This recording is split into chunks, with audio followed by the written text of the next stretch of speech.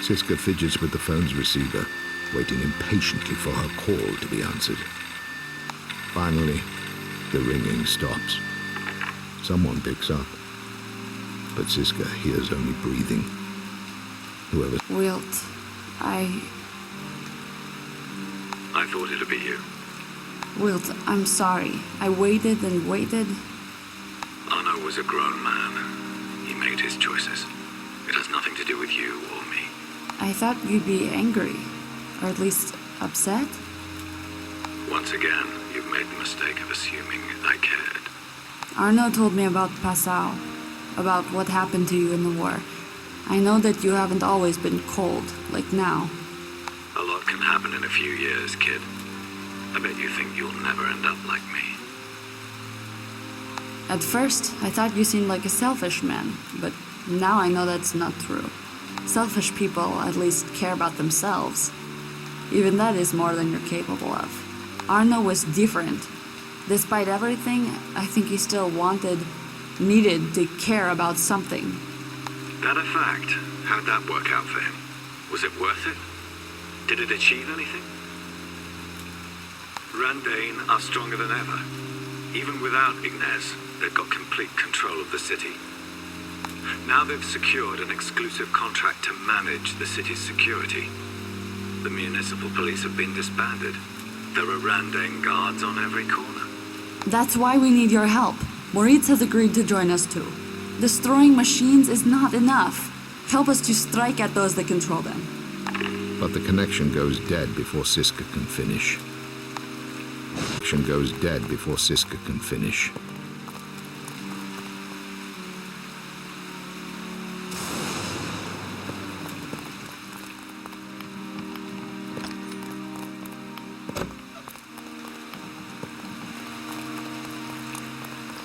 The streets are deserted but for the prowl of slick-heeled soldiers. Their uniforms are without official insignias. Siska knows they're agents of Randane's quest power.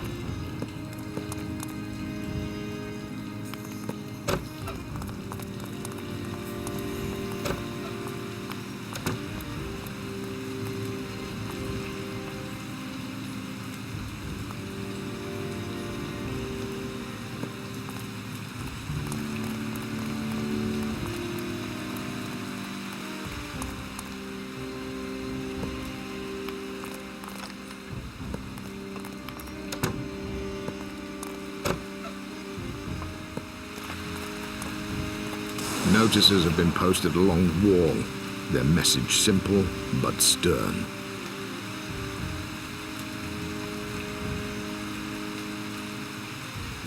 Security notice. Observe full curfews outside prescribed hours. These measures are in place to safeguard resident populations. Your security is paramount. The footnote reads, "This guidance has been jointly issued by the Office for Cooperation Management and the Initiative for Citizen Behavioral Retraining." Thank you for agreeing to come. Are you sure you want to be here? There's nowhere else for me to be. We're going to Rendain's propaganda office. It's heavily guarded, but I think it's our best chance of finding Dorvik.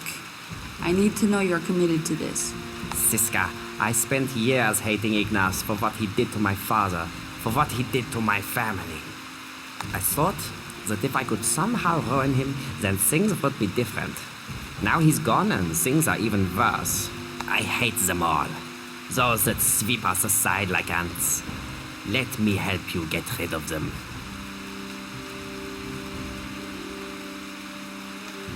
I'm sorry to hear that. Let's get moving. The main entrance of the propaganda offices is heavily guarded.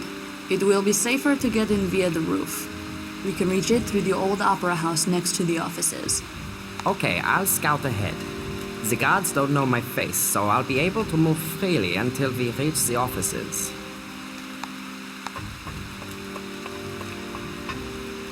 We don't have much time.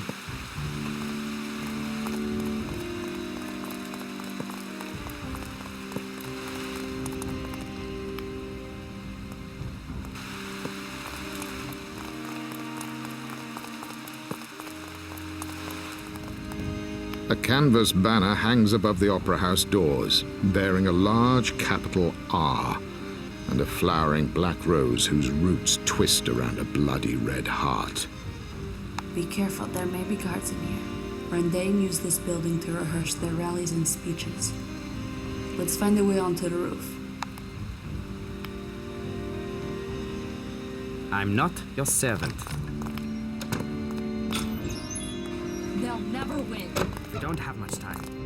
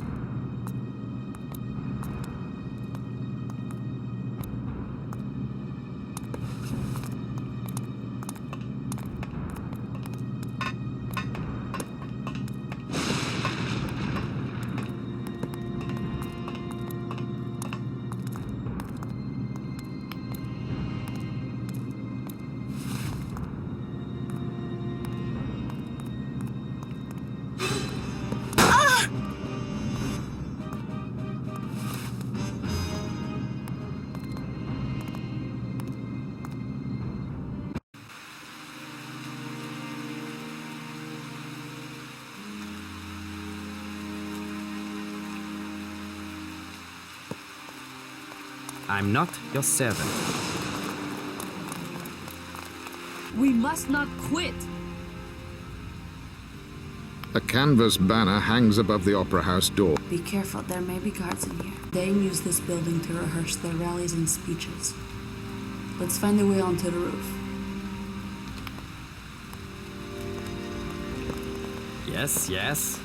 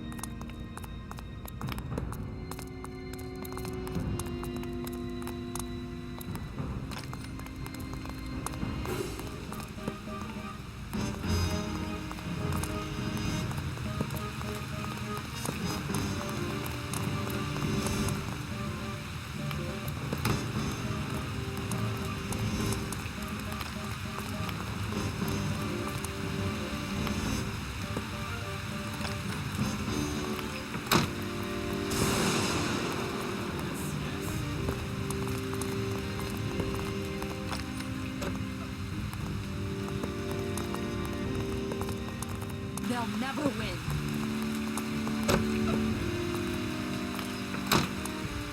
Yes, yes.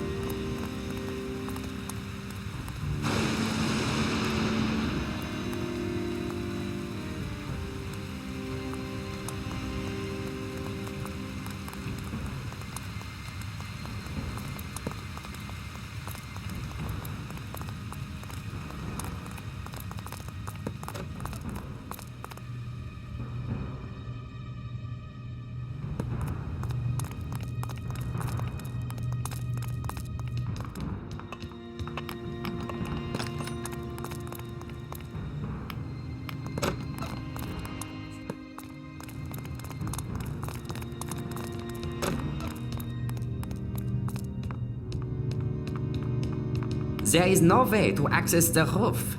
No ladders, no stairs, nothing. Siska doesn't appear to be listening.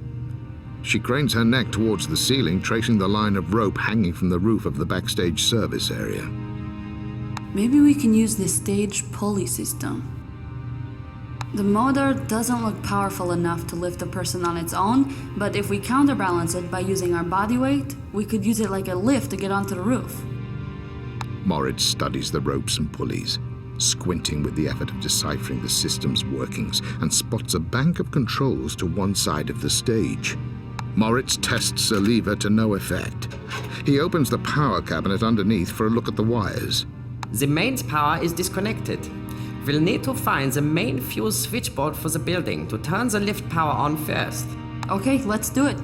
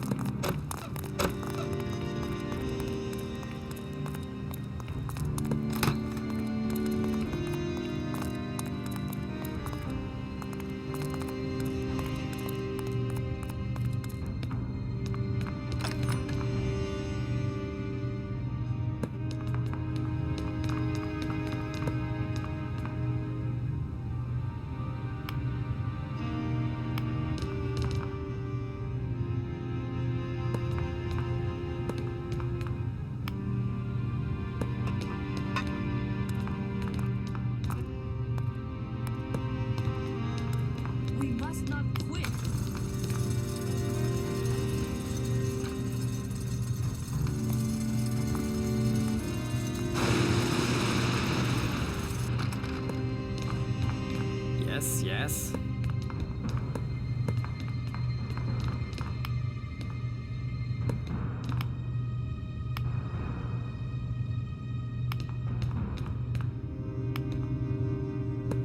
What is it?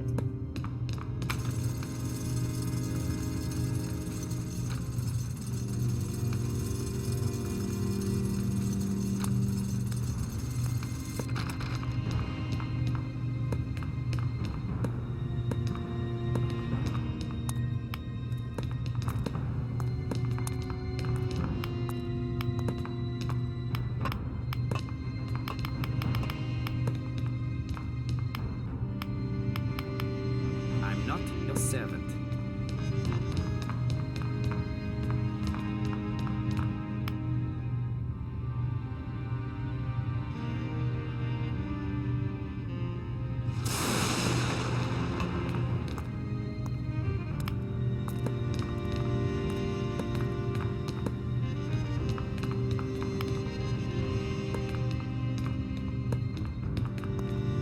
What is it?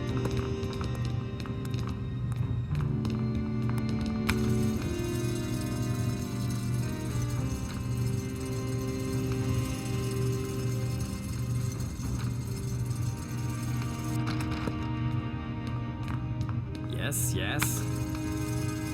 They'll never win.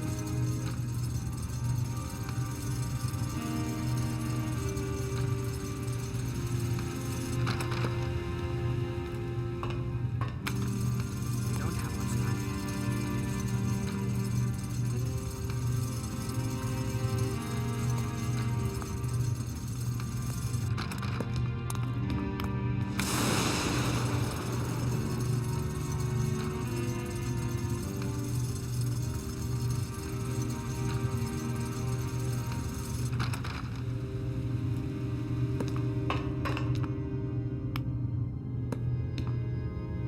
What is it? Yes, yes. Do you mind? Yes, yes. We must not quit.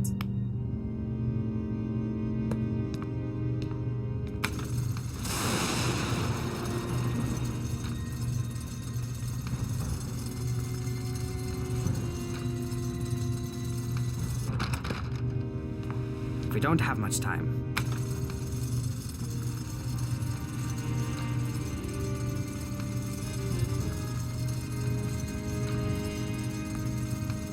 We must not quit. I'm not your servant.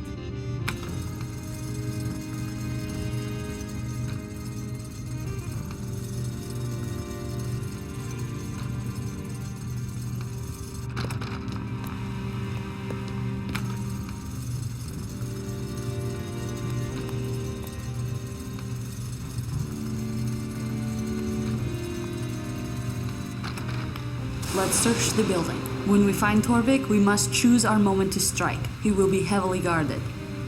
Siska, be careful. I cannot scout ahead anymore. The guards will shoot on sight if they find either of us in the offices. They'll never win.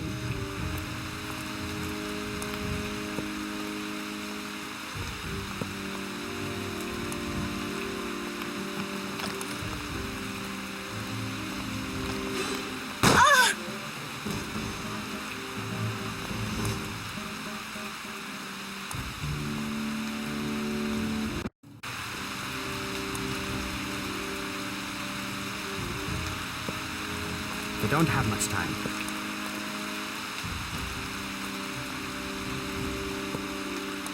They'll never win.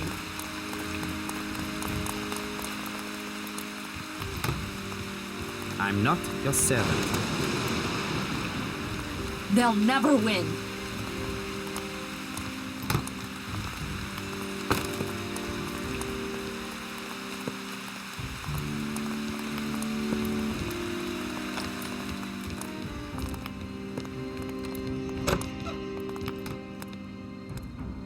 Yes, yes.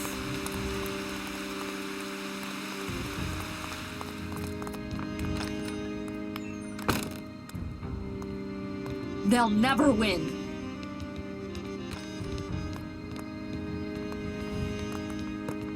Yes, yes. We must not quit.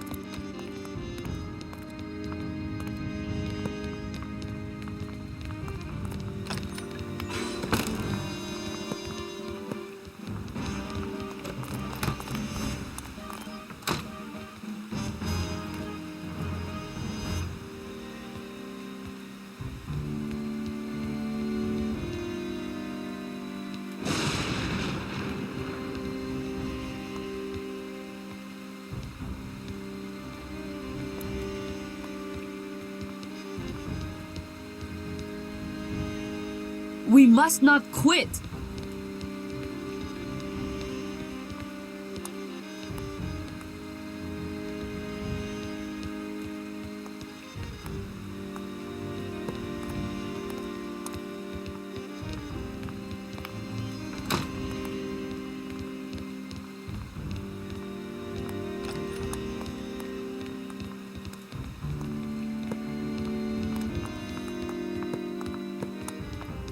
Large, unlabeled images adorn. On the opposite wall, a third image portrays a pack of alpine wolves tearing a young stag to pieces, its bloodstains frozen in the snow.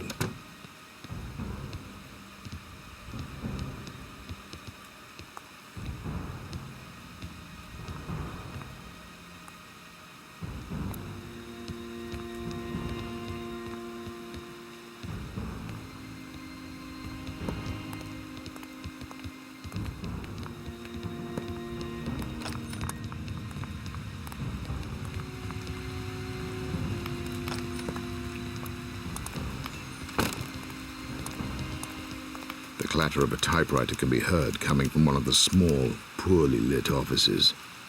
Through the half-open door, Siska and Moritz can discern the haggard but familiar face. Ignaz, what the hell are... Siska, welcome. I wondered if we'd ever meet again. Torvik told us they'd apprehended you in Galizia. I assumed you'd be... Dead. Believe me, when they found me, I would have gladly chosen death.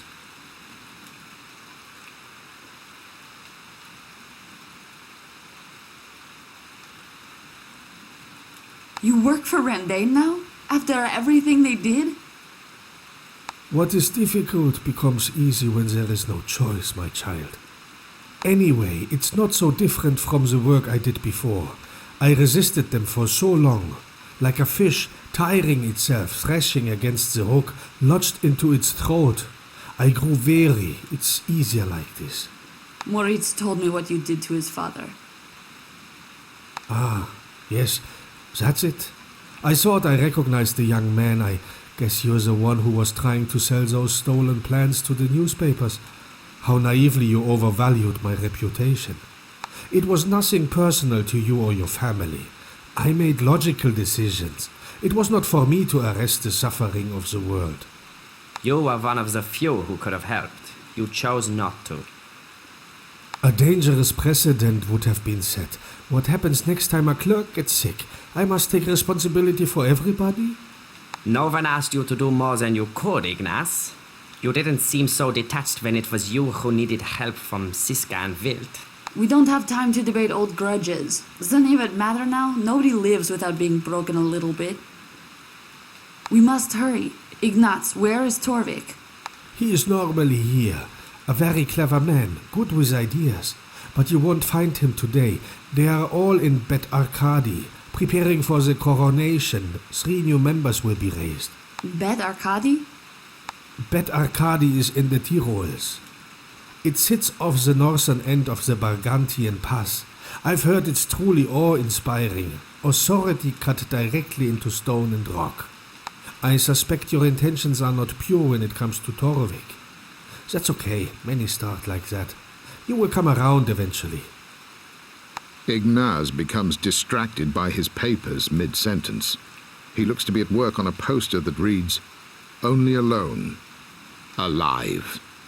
Within seconds, he is once again immersed, poring obsessively over his designs.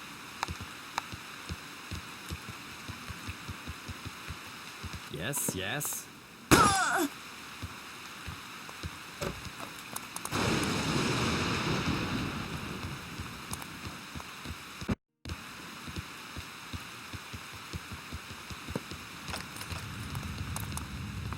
I'm not your servant.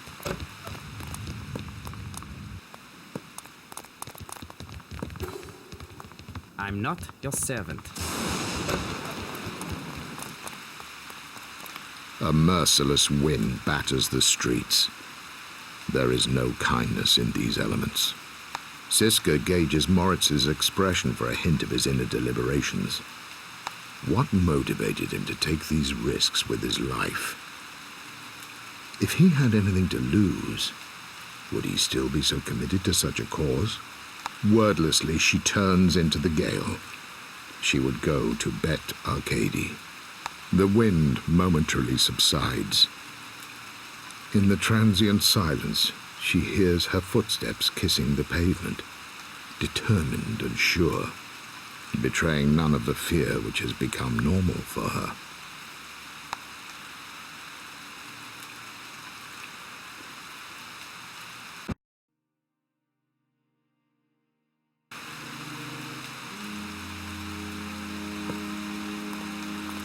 The rain lashes at the granite ridge, wearing down the old rock, its form reshaped decade after decade. It has never stopped, and it will never stop. A chaos indifferent to beauty or sentiment, giving no quarter to our petty concerns. Amidst this endless, ruthless drama, a smaller scene unfolds. 2 individuals scale the scree for the exposed plateau above. I still don't understand why you are here. Yesterday you said no, but today you are here. The world has not changed in the meantime. Is it possible that this short ration of time has been enough to change you? To transform something inside? Does the reason really matter? People change, Wilt. All the time they change. Maybe not a lot, maybe not enough, but slowly, like these rocks and cliffs, they change. They themselves don't always notice it, but it's happening all the time. The wind redoubles its efforts to erase them from the blackened rocks, and still they clamber upward, slowly.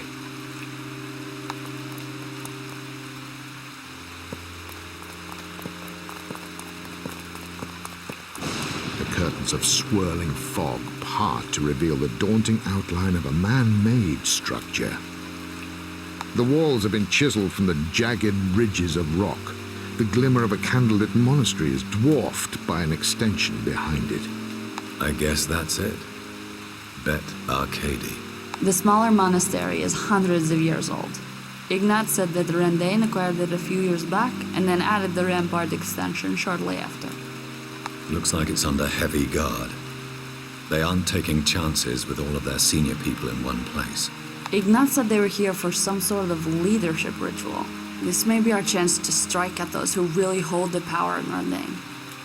Wilt and Siska continue their approach towards the somber stone walls of the monastery.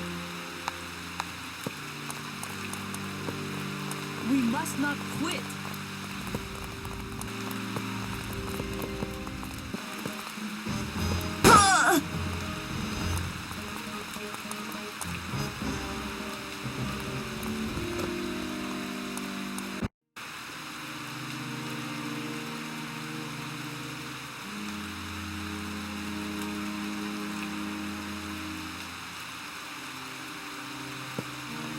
They'll never win.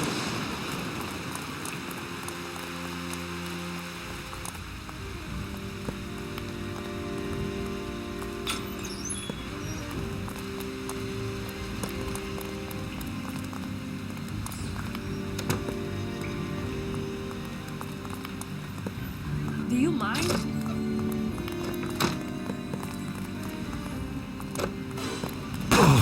Do you mind?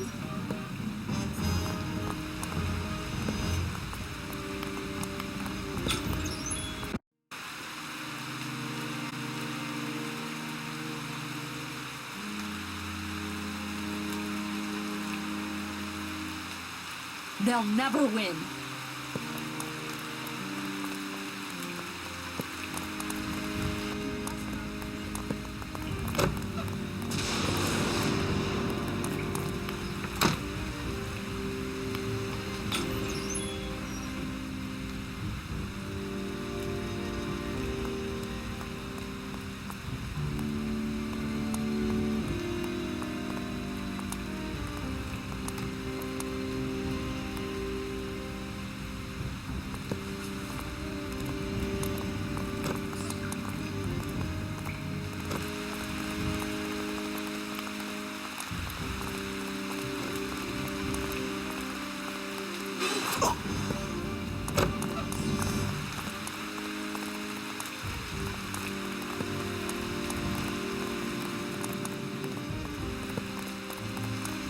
The sheer stone surface rises seamlessly from the rock beneath.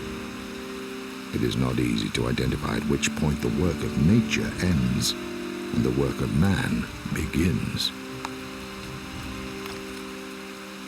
What is it?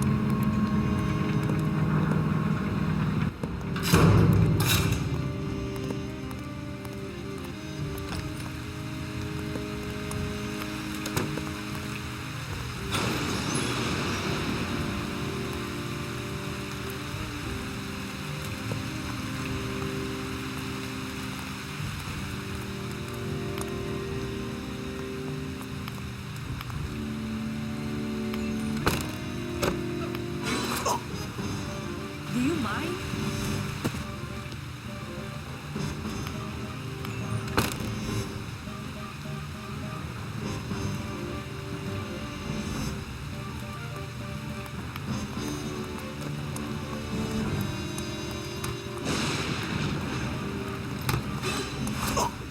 We must not quit.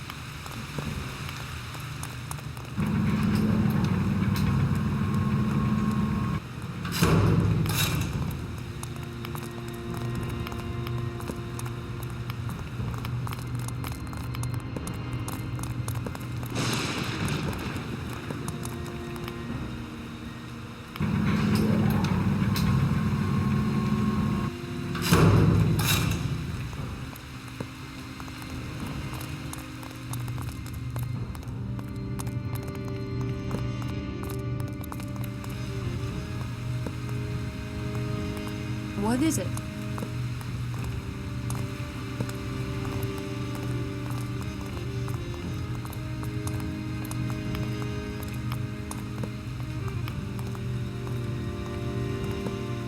Do you mind?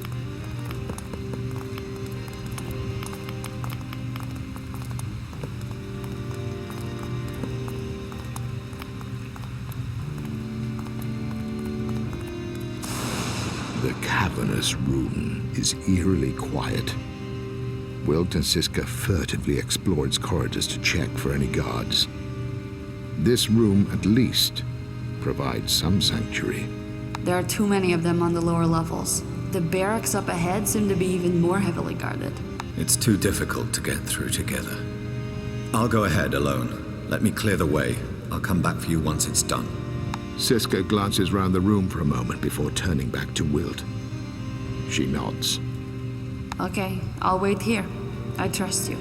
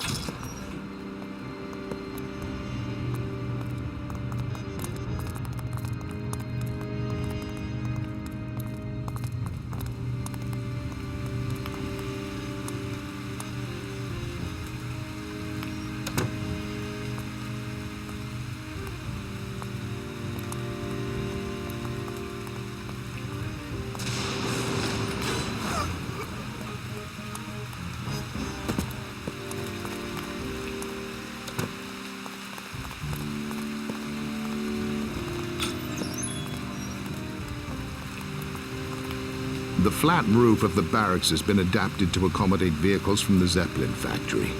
Their launcher barrels pointed menacingly into the darkness.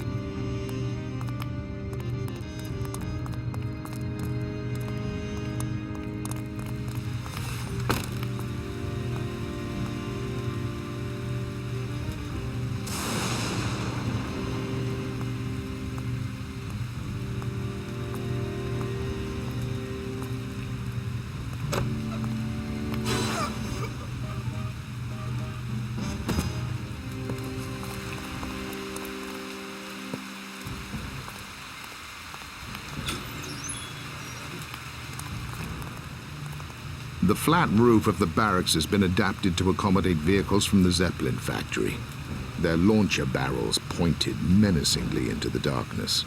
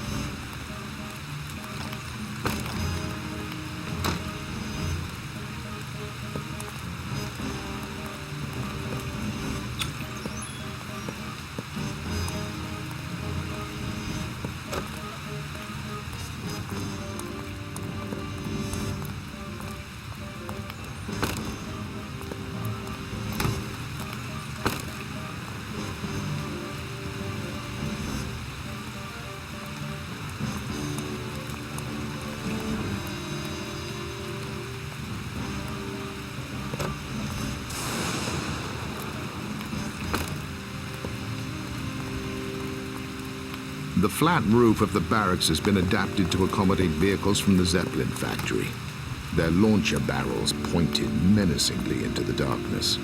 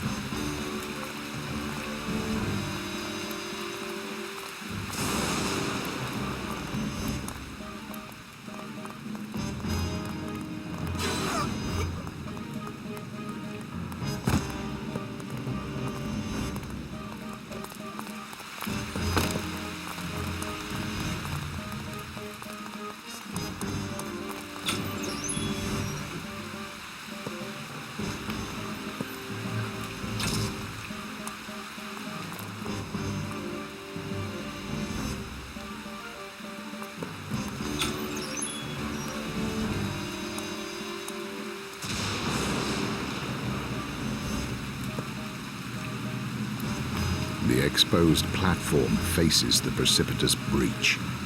Beyond it, a ravine plummets into nothingness. Further still, another column of jagged basalt rises from the deep with a structure carved atop it.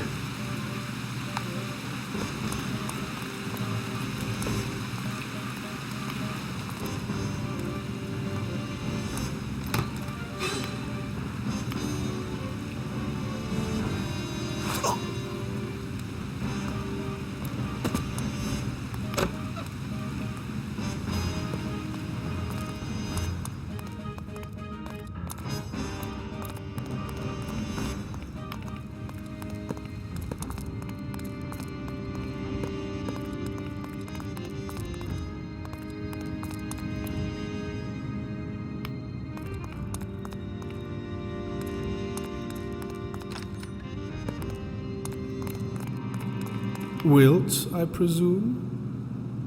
Excuse me? We've not yet met. I am Torvik Boehner. Perhaps your friends Siska and Arno told you about me. Oh, do forgive me. I had forgotten about poor Arno. We found his charred remains amidst the debris of our plant. Of course, it was his own vandalism which caused such chaos, so perhaps we should not be too sorry. He made his choices. As will you, Wilt, as will you. But all in due course. For now, I must admit that I am impressed with how you've navigated our facility thus far. Nonetheless, I have ceased to consider your sport worth the effort. It would be logical for you to be eliminated at this point. And yet, there are others who disagree. They still regard you as an exploitable resource.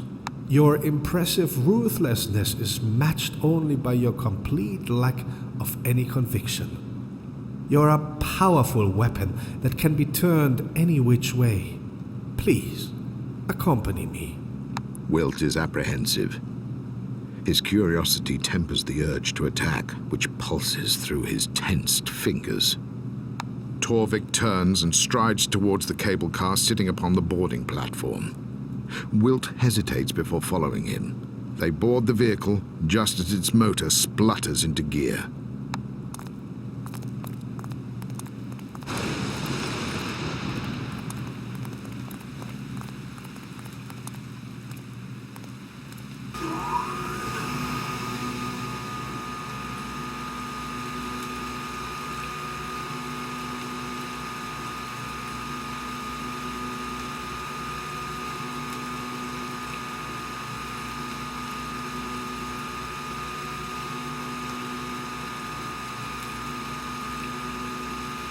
The small cabin sways precariously in the wind.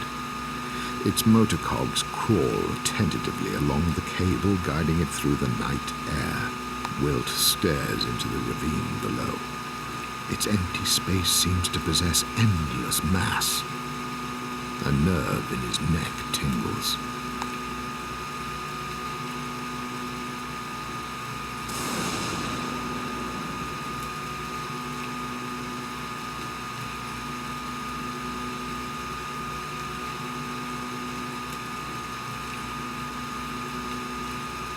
The cable car has been decorated with 4 small, disturbing sculptures carved from the basalt and granite abundant on the slopes outside.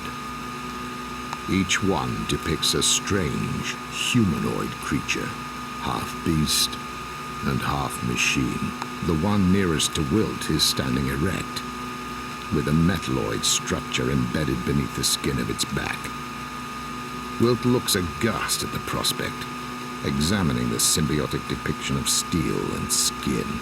So, despite everything, you are here. Of all the places for your sickly little bag of flesh to end up, somehow things have led us to this place, this moment. Torvik pauses, turning to one of the statues at his left. Frightening, isn't it? The things which we can do. Such power emanates from our organs and limbs. The car's gears continue to grind it along its threaded route through the abyss. We are almost there.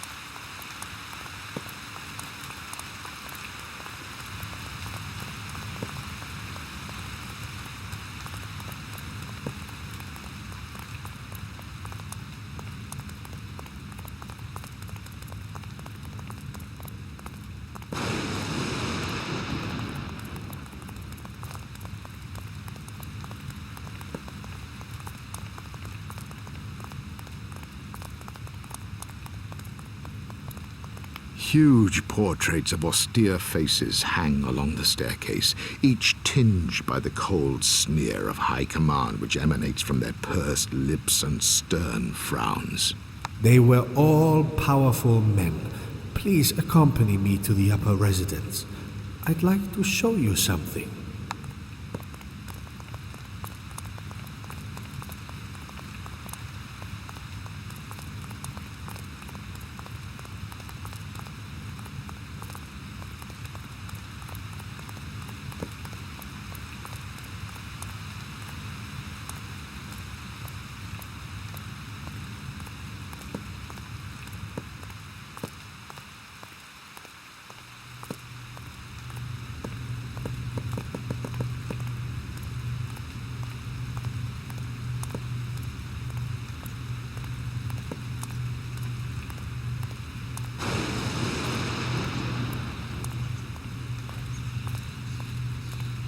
Torvik strides into the vast stone-walled room and beckons Wilt.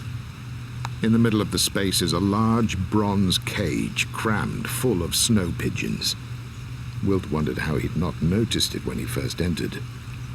The birds emit pained squawks as they peck and jostle at each other for space. Torvik watches the feral scene intently, captivated by the prospect of beak and claw-drawn blood. Do you think you would behave differently were you inside that cage, Will? Or are you disgusted by what they are doing to each other? They're animals. I expect little more from them. And from people, Will? Are they not animals? You don't strike me as someone who expects much more of people than you do of these pigeons. Yes, it can be. And do you care, Will? Do you care whether the world is a rusty cage? You're enjoying their suffering, aren't you? You found a way to bring out the worst in them, to render them at their ugliest. And You read people well, Will. I am indeed proud of this and so much more that I have managed to achieve. Torvik pauses to toss a few scraps of fruit into the cage. His face is tensed in grim fascination as the starved birds fight viciously to earn a bite of the rotting. I see in you a man who is lost, Will. Awake from this dreary existence you have drifted into. Swear your allegiance to us and rediscover what it means to believe in something again. We know you have strength and that you're not afraid to use it. Our clerks have researched your background thoroughly. Your former regiment has kept extensive records of its war deserters. Your murder of the officer, Corporal Harold Wickmans.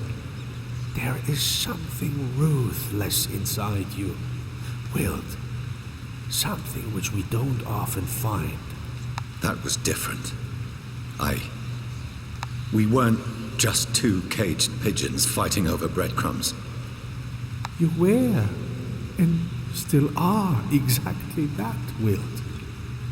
When backed into a corner, you acted like any one of these dirty, grubby creatures would have done. I had a reason. Not one I will ever feel the need to share with you, but I had a reason. He deserved what he got. It was different. You can think whatever you need to think, Will. If you must distance yourself from these vermin, so be it. I myself prefer to compliment you on your similarity to them. So, what's it to be? Will you release yourself from your petty vanities and join us in our purpose?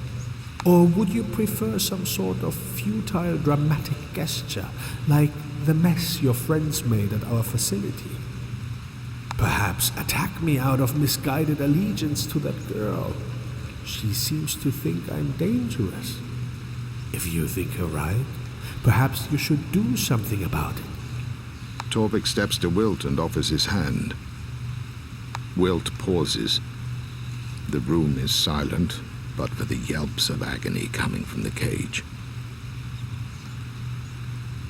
Wilt attacks Torvik. The move catches Torvik by surprise, and the men fall to the floor. Gods! Gods! Wilt is the stronger man. He fumes with rage as his fists crash against Torvik's ribs. Torvik's resistance becomes ever weaker as he tries to scramble away for the cable car platform.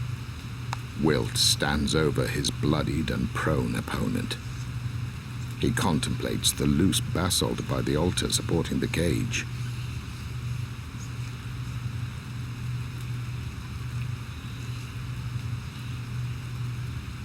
Wilt heaves a basalt slab above his head and brings it crashing onto Torvik's back.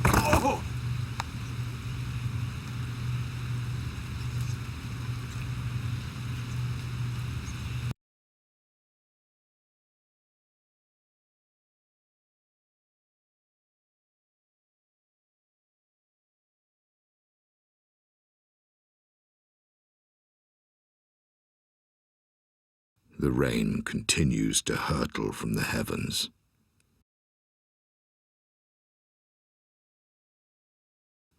Each drop slaps against the rock with the force and intensity of a cosmic explosion.